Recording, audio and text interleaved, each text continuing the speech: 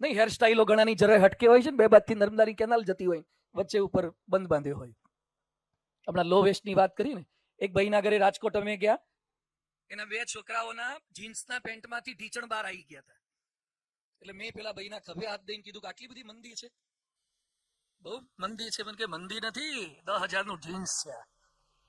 પેલા જેની પાસે પૈસા નહોતા એ ફાટેલા પહેરતા હતા, હવે જેની પાસે આબરૂ નથી ને એ ફાટેલા પહેરે છે. જેને જાજા પૈસા થઈ ગયા છે એ આવા પૈસામાં ખર્ચા કરે છે. પણ અહીંયા જે ડિઝાઇન ને બધું કરવામાં આવ્યું છે જરા હટકે.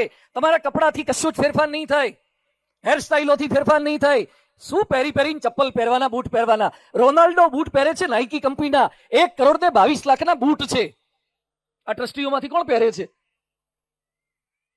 સ્કૂલ થયા પછી પહેરાય એવું લાગે છે? 1,22,00,000 જોડા. ઘણા મંદિરમાં જઈને નવા લઈ આવતા હોય, રાહ જ જોતા હોય છે. રાજકોટ વાળા તો ઉત્સવમાં જઈને કે નવા ચપ્પલ મળ્યા. ભગવાન પ્રત્યક્ષ જ હાજરા હજુર છે. ચપ્પલ દર વખતે મંદિર જવું મને નવા જ મળી જાય. 1,22,00,000 રોનાલ્ડોના બૂટ છે. અનંત અંબાણી હાથ પર ઘડિયાળ પહેરે છે, લગ્નમાં પહેરી હતી ને અત્યારે પહેરે છે. 80 કરોડની ઘડિયાળ છે અનંત અંબાણીની. એની ઘરવાળીએ લગ્નમાં ડ્રેસ પહેર્યો તો 8 કરોડનો ડ્રેસ હતો રાધિકાનો. એટલી તમારે રાધિકાજીની સાડી નથી હોતી. કૃષ્ણ ભગવાનના ઘરવાળાનો ડ્રેસ નથી હોતો રાધાજીનો. આનંદ અંબાણીની રાધાનો ડ્રેસ 8 કરોડનો હતો. આટલા પૈસાથી સમૃદ્ધ આ જન્મે થવા એવું લાગે છે, પણ કદાચ તમે થઈ પણ ગયા તો પણ ઇટ્સ નોટ ઇનફ. એ પૂરતું નથી. આ સ્કૂલ જોયા પછી કેટલાક મોટી ઉંમરના હશે ગામડાની સ્કૂલોમાં. આમાં ગામડાની દેશી નિશાળમાં ભણ્યા હોય, સ્લેટ પેનમાં એ હાથ ઊંચો કરો તો વાહ, ઘણા છે સ્લેટ પેન વાળા. વસંતભાઈ બધા સ્લેટ પેન વાળા જ છે. આપણે નિશાળો કેવી હતી? એક તો નળિયા વાળી નિશાળો હતી, નીચે ગાર્લી પણ હતું, પછી આવ્યું તો પેલું સિમેન્ટ આવ્યું. હું ભણતો તો એ સ્કૂલમાં 7 ધોરણ હતા ને 3 સાહેબ હતા. 7 ધોરણ ને 3 સાહેબ, એટલે 2 ધોરણ ભેગા બેહાડવાના, એટલે 3 દુ 6 થઈ ગયા. અને 7મો જે વધે એને પીટી જ હોય દર વખતે રમવાનું, કારણ કે સાહેબો 3 ભણાવે કરી તે 2 ભેગા કરવાના. અને સ્કૂલમાં જતા યુરિયા ખાતરની થેલી લઈને, એમાં ચોપડા ભર્યા હોય પર્યાવરણ ને, વિજ્ઞાન ને, ગણિત ને. એમાં ચોપડા પેલા જૂના આપણા ભાઈ બહેને વાપર્યા હોય ને, એમાં અમુક પાઠ તો આવે જ નહીં, કારણ કે આગલા ધોરણ વાળા કાપલીને ફાડી નાખ્યા હોય. એ અમુક પાઠ આપણે આવે નહીં. અને સ્કૂલમાં સ્લેટ લઈને જવાનું. સ્લેટમાં ભૂસવાનું છે નથી? કયું લિક્વિડ હોય? હા, આપણું નેચરલ લિક્વિડ, નેચરલ. એના જેવું કોઈ ઇરેઝર નથી. હા, એના જેવું ઇરેઝર કોઈ નહીં. થૂકનો લેપો મારવાનો, બુસ્કોટના ખૂણાથી ભૂહવાનું પાછું, અને પાછું આમ હાથી કહીને આમ કરે ને આમ કરે. શું નાસ્તાના ડબ્બા ને પેન્સિલ શું કશું નહીં, પેનો ખાવાની ચાવવાની લખવાનું ને આમ મજા હતી. કોઈ હોમવર્ક જ નહીં. હોમ ગયા પછી કૂતરા જ રમાડવાના. હા, ગલુડિયા મોટા કરવાના, ગામના કૂતરા રમાડવાના, બળદિયાને પૂછડા આંબળવાના, ભેંસો ને કા બધું કરવાનું. એમાંથી અહીંયા હોટલો થઈ ગઈ લ્યો, અને સ્કૂલોમાં ડોનેશન આપતા થઈ ગયા. અને હવે તો છોકરાઓની નિશાળો તો જુઓ. આ નિશાળ, આવી નિશાળ તો આપણને મળી હોય તો 100%ની બહાર જતા રહ્યા હોત. એવું આપણને લાગે ને કે આવી નિશાળ જો આપણને મળી હોય તો રિઝલ્ટમાં માત જ નહીં, એટલા બધા ટકા આવે. એવી નિશાળો, રિઝલ્ટ એવા. રિઝલ્ટ આપણે કેવા આવડા રિઝલ્ટ આવતા. દૂધ સહકારી મંડળીમાં દૂધ ભરાવાનું ફેટનું કાગળિયું આવે ને, હા, 6 માસિક, 9 માસિક ને 12 માસિક, સારો સારું વર્તણૂક, સારું. આટલા રિઝલ્ટ આવી ગયું. હમણાં રાજકોટના એક છોકરો રિઝલ્ટ લઈને આવ્યો, 25 પાનાનું રિઝલ્ટ. મેં 3-4 વાર ફેરવ્યું, તારે માંડ ખબર પડી કે કઈ બાજુ પાસ થયો છે. સમજાય નહીં કે એમાં પાસ ક્યાં થયો છે. એના સાયન્સના ટીચરની સહી જુદી, ઇંગ્લિશના ટીચરની સહી જુદી. ભાઈ જુદા જુદા તો ટીચરો બધા. અને કંપાસ એવા આવે છે, અમુક છોકરાને કંપાસ લઈને આવે ને, આમ દબાવો ને હંચો બહાર નીકળે, આમ દબાવો ને પાછું રબર બહાર નીકળે. 3 માળનો તો કંપાસ, આપણે 3 માળના મકાન નહોતા. આમ નહીં, 3 માળના કંપાસ આવે છે, આમ ઊંચો નીચો થઈને એમાં ઉપર જુદું રાખવાનું, નીચે જુદું રાખવાનું, પાઉચ ને પાછી બોટલો ને. અને એટલા ચોપડા. એની મમ્મી ઉંચકીને જતી હોય છે. મોટે ભાગે નાના ટાબરિયાની મમ્મી ચોપડા ઉંચકીને જાય સ્કૂટીમાં ને એક્ટિવામાં, અને છોકરો પાછો જલસા કરતો હોય. વિદ્યાપીઠમાં જતી હોય. ક્યાં જતી હોય? વિદ્યાપીઠમાં જાય. એટલું છોકરાના વજન કરતા ચોપડાનું વજન જાજુ હોય છે. આપણે તો બીજા દાડે હવારે દફતર હોદવા પડતા હતા. મળે જ નહીં દફતર બધું, કારણ કે શું દફતર ને એજ્યુકેશન સિસ્ટમ જ જુદા પ્રકારની હતી.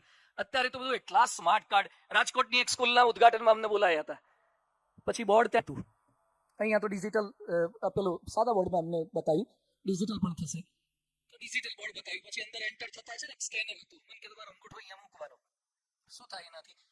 મને કે અહીંયા કોઈ પણ છોકરો કે છોકરી અંગૂઠો મૂકશે એટલે એના વાલીને મેસેજ જતો રહેશે કે your son or daughter entered in his or her classroom. ખરું કહેવાય ને? હારું, અમે તો અંગૂઠો મૂકતા કે શું પેલી સ્ટેમ્પ ટિકિટ લગાવી હોય ત્યાં અંગૂઠો ચોટાડતા, ગુંદર પટ્ટી લગાવવા અંગૂઠો વાપરતા, પતંગ ફાટ્યા હોય તો એમાં વાપરતા. આ તો અંગૂઠો આમ મૂકો અને ઘરે મેસેજ જતો રહે. મને કે તમે ભણતા ત્યારે આવું હતું? બધું અમે ભણતા ત્યારે મા બાપને પૂરેપૂરો વિશ્વાસ હતો કે આ નિશાળમાં જ ગયો હશે, કોકના લઈને ન્યારી ડેમ કે આજી ડેમ કે પ્રદ્યુમન પાર્કમાં બેઠો નહીં હોય. હા, પૂરેપૂરો વિશ્વાસ હતો અમારા વખતે. હવે આ તો ચેકિંગ કરવા આવવું પડે છે, લેવા મૂકવા. અહીંયા એવા કેટલાય બેઠા છે કે જેને મા બાપ લેવા મૂકવા આજ સુધી નહીં આવ્યા હોય સ્કૂલમાં, તોય ભણી ગયા. અને હવે નિશાળમાં તો મારતાય નથી. હા ભાઈ જોજો, હા તમે ધ્યાન રાખજો, આ હ્યુમન રાઇટ્સ એવું આવ્યું છે ને, મરાય નહીં. અને અમારો તો સાહેબો વાંક હોય કે ના હોય, અમુક તો મારે જ. અને સાહેબ ના મારે તો આપણને આશ્ચર્ય થાય કે આજે આપણને માર કેમ ના પડ્યો.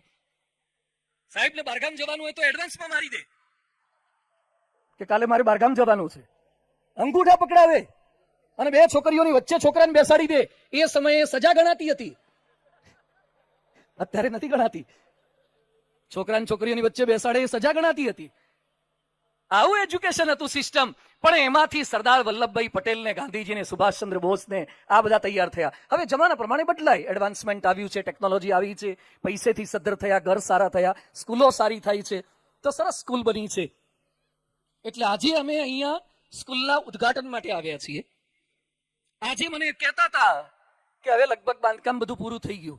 હવે પ્રવીણભાઈને કહું છું કે સ્કૂલનું બાંધકામ પૂરું થયું અને વિદ્યાર્થીઓનું બાંધકામ શરૂ થશે. હવે સ્કૂલનું બાંધકામ બિલ્ડિંગનું પૂરું થઈ ગયું, પણ building the future, building the India, ભારતનું બાંધકામ હવે શરૂ થશે. જે ભારતનું નિર્માણ કરી શકે એવા અહીંયાથી બહાર નીકળશે. એટલે અહીંયા બેઠેલા વાલીઓને મારે થોડીક વાત કરવી છે.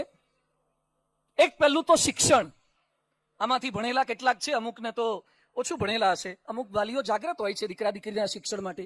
એક ભાઈને મેં પૂછ્યું દીકરો કેમ ભણે? મને કે લગભગ 5માં 6માં છે. રીંગણા બટાટાના ભાવ પૂછ્યા હતા. 5માં 6માં ધોરણ ખબર નથી. મને કે ગઈ સાલ 5માં હતો. આપણને આપણા દીકરા દીકરીના ધોરણ ખબર ના હોય. ઘણાને પૂછીએ કે આ વખતે ક્રિકેટમાં શું થયું હમણાં પાકિસ્તાન સામે, તો કોહલીના 100 થયા એ ખબર હોય. કોહલીના સ્કોર યાદ રાખે છે. પોતાના ઘરે જે કોહલી જન્મ્યો ને એના સ્કોર યાદ નથી રાખતા. પેલો કોહલી તમારા ઘરે 1 રૂપિયાની મદદ કરવા નથી આવવાનો, 500 કરોડ કમાઈ છે તો. એ તમારા ઘરે જેમ જન્મ્યો છે કોહલી એના સ્કોરબોર્ડ યાદ રાખો, એના શિક્ષણમાં રસ લો. દીકરા દીકરી બેયને ભણાવો. ખાલી દીકરા નહીં, આપણી દીકરીઓ પણ સુનીતા વિલિયમ્સ ને કલ્પના ચાવલા થવી જોઈએ. આપણી દીકરીઓ પણ નિર્મલા સીતારામન જેવી થવી જોઈએ કે જે 5-5, 7-7 વગર બજેટ બહાર પાડી શકે એવી તૈયાર થવી જોઈએ. આપણા દીકરાઓ સુંદર પિચાઈને સત્યન નાદેલા થવા જોઈએ. ભારતનો દીકરો સુંદર પિચાઈ ગૂગલનો સીઈઓ છે, સત્યન નાદેલા માઇક્રોસોફ્ટનો સીઈઓ છે. 1800 કરોડ. આમાંથી 1800 કરોડ હોય ઉભા થાવ તો વર્ષના ઘણા હશે, પણ ઉભા નહીં થાય, નહીં તો સંતો પધરામણી આવે. 1800 કરોડ હોતા હશે રાજકોટમાં. 1800 કરોડ મહિના વર્ષના કમાતા હોય એવા રેડના પડી ગઈ હોય કેટલી? 1800 કરોડ. આ તો એક નંબરના 1800 કરોડ કમાય છે, વ્હાઈટના 1800 કરોડ કમાય છે. પગાર છે એનો, સેલરી છે. શું ભણ્યો ભારતનો યુવાન? એ શું ભણ્યો કે જેને ગૂગલ કંપની 1800 કરોડ આપે, માઇક્રોસોફ્ટ 1200 કરોડ આપે? આવા તો ઘણા બધા છે. બધા જ વાલીઓને મારી વિનંતી છે કે ફોકસ એજ્યુકેશન પર કરજો જ. એકવાર એક વાલીને મેં પૂછ્યું કે દીકરો ભણે છે? હા કે ભણે છે. કેવું ભણે? આપણે મૂકી દેવાના, પછી ભણવું હોય એવું ભણે. મેં નહીં ભણે તો? મને કે નહીં ભણે તમારી બાજુ મોકલી આપશું. મેં કીધું આ પાંજરાપોળ છે કઈ? નહીં ભણે તો આ જોયું ને, અમે બેઠેલા બતાયા બધા. પહેલા છે ને અમારે થોડા ઓછા ભણેલા આવતા હતા અને રાખતા હતા. હવે અમે બંધ કરી દીધા એ ધંધા. જે બાપનું ના ધોળે એ બાવાનું શું ધોળે. એટલે હવે તો ગ્રેજ્યુએટ વગર અમે રાખતા નથી. એટલે આ બાદના સંકલ્પ ના કરતા હા કે ના ભણ્યા તો આ બાદ જતા રહીશું. અહીંયા તો ચાન્સ જ નથી BAPS માં, તો બીજે ક્યાંક કદાચ મેળ પડી જાય.